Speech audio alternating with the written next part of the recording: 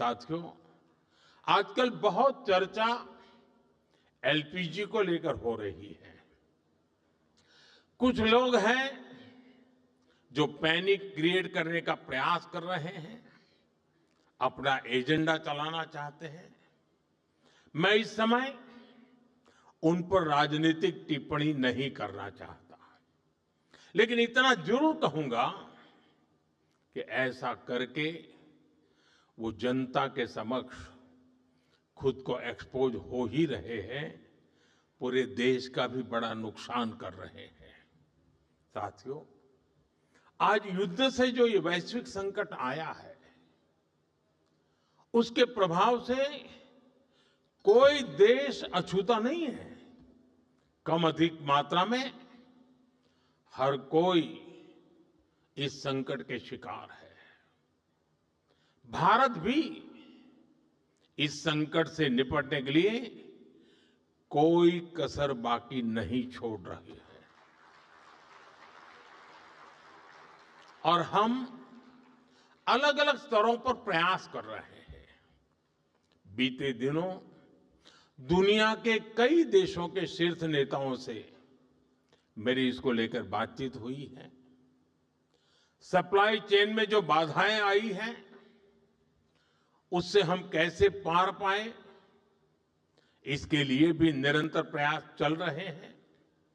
साथियों, भारत के तेज विकास के लिए अलग अलग एनर्जी सोर्सेज को बढ़ावा देना निरंतर जरूरी रहा है और इसको मजबूत करने के लिए हमने 2 स्तरों पर एक साथ काम किया है। पहला, देश में एनर्जी एक्सेस बढ़े, हमने इंफ्रास्ट्रक्चर तैयार किया और दूसरा, एनर्जी के लिए हमें सिर्फ विदेशों पर निर्भर ना रहना पड़े, इसके लिए एनर्जी सेक्टर में आत्मनिर्भरता पर बल दिया। अब मैं आपको गैस सेक्टर के ही कुछ आंकड़े देता हूं। साल 2014 तक देश में सिर्फ 14 करोड़ एलपीजी कनेक्शन थे, यानी देश के करीब करीब आधे परिवारों के पास ही एलपीजी कनेक्शन था।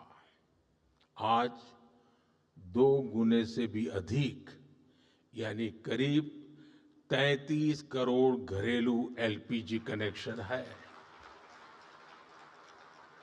बीते 11 वर्षों में हमने अपनी बॉटलिंग कैपेसिटी को 2 गुना किया है। डिस्ट्रीब्यूशन सेंटर भी 13,000 से बढ़ाकर 25,000 से अधिक हो गए हैं। 2014 में देश में सिर्फ 4 एलएनजी टर्मिनल्स थे, 4 एलएनजी टर्मिनल्स। आज इनकी संख्या भी बढ़कर 2 गुनी हो गई है। गैस पाइपलाइन जो करीब 3,500 किलोमीटर होती थी, उसको 10,000 किलोमीटर तक विस्तार किया है, क्योंकि करीब 60% एलपीजी विदेशों से आती है। इसलिए देश के बड़े बड़े पोर्ट्स, वहां पर इंपोर्ट टर्मिनल कैपेसिटी भी बहुत बढ़ाई गई है। साथियों, साल 2014 से पहले तक देश में सिर्फ 25-26 लाख घरों में ही पाइप से सस्ती गैस यानी पीएनजी की सुविधा थी। आज ये संख्या भी 1.25 करोड़ से अधिक पहुंच गई है। 2014 में देश में सीएनजी पर चलने वाली गाड़ियां भी 10 लाख से ज्यादा नहीं थी। आज ये संख्या 70 लाख से अधिक है और ये तभी संभव हो पा रहा है क्योंकि बीते दशक में देश के 600 से अधिक जिलों में सिटी गैस डिस्ट्रीब्यूशन नेटवर्क स्थापित किए गए हैं। साथियों, इस वैश्विक संकट ने एक बार फिर दिखाया है कि किसी भी देश का आत्मनिर्भर होना इतना अधिक जरूरी क्यों है। इसलिए ही बीते वर्षों में हमने भारत को एनर्जी सेक्टर में आत्मनिर्भर बनाने के लिए होलिस्टिक तरीके से काम किया है। साथियों, पेट्रोलियम पर निर्भरता को कम करने के लिए हमने इथेनॉल पर, बायोफ्यूल पर बल दिया। 2014 से पहले देश में सिर्फ 1-1.5% इथेनॉल ब्लेंडिंग कैपेसिटी थी। आज हम पेट्रोल में 20% इथेनॉल ब्लेंडिंग के करीब पहुंच रहे हैं। अगर ये काम न किया होता तो हमें बीते 11 वर्षों में करीब 18 करोड़ बैरल अतिरिक्त तेल विदेशों से खरीदना पड़ता। आज की स्थिति देखें तो इथेनॉल के कारण हमें प्रतिवर्ष करीब 4.5 करोड़ बैरल कम ऑयल इंपोर्ट करना पड़ रहा है। यानी करीब 1.5 लाख करोड़ रुपए की बचत तो देश को सिर्फ इसी से हुई है। साथियों, भारत में पेट्रोलियम का बहुत बड़ा कंज्यूमर हमारी रेलवे भी है। हमारे देश में रेलवे लाइनों के इलेक्ट्रिफिकेशन का काम 60 साल पहले शुरू हुआ था। बावजूद इसके 2014 तक, 2014 तक सिर्फ 20% रेलवे रूट का इलेक्ट्रिफिकेशन ही हो पाया था। बाकी रेलवे रूट्स पर हजारों डीजल इंजन चला करते थे। आज भारत में ब्रॉडगेज नेटवर्क का करीब करीब 100% बिजलीकरण हो चुका है। इससे साल 2024-25 में ही भारतीय रेलवे ने करीब 180 करोड़ लीटर डीजल की बचत की है।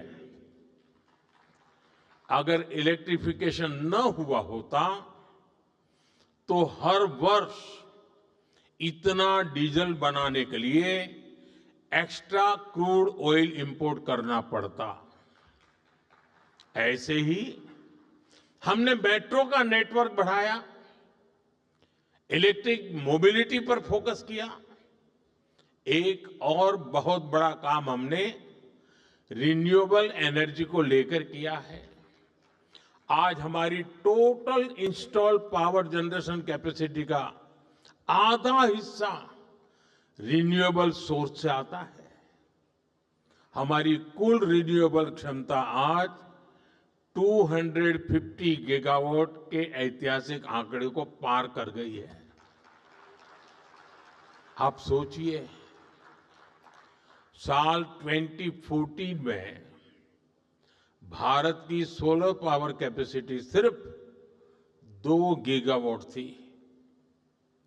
आज ये करीब 40 गुना बढ़कर 130 गीगावाट हो चुकी है। घरेलू उपयोग में गैस के अलावा बिजली अधिक से अधिक काम आए, इसके लिए पीएम सूर्यघर मुफ्त बिजली योजना लागू की गई है।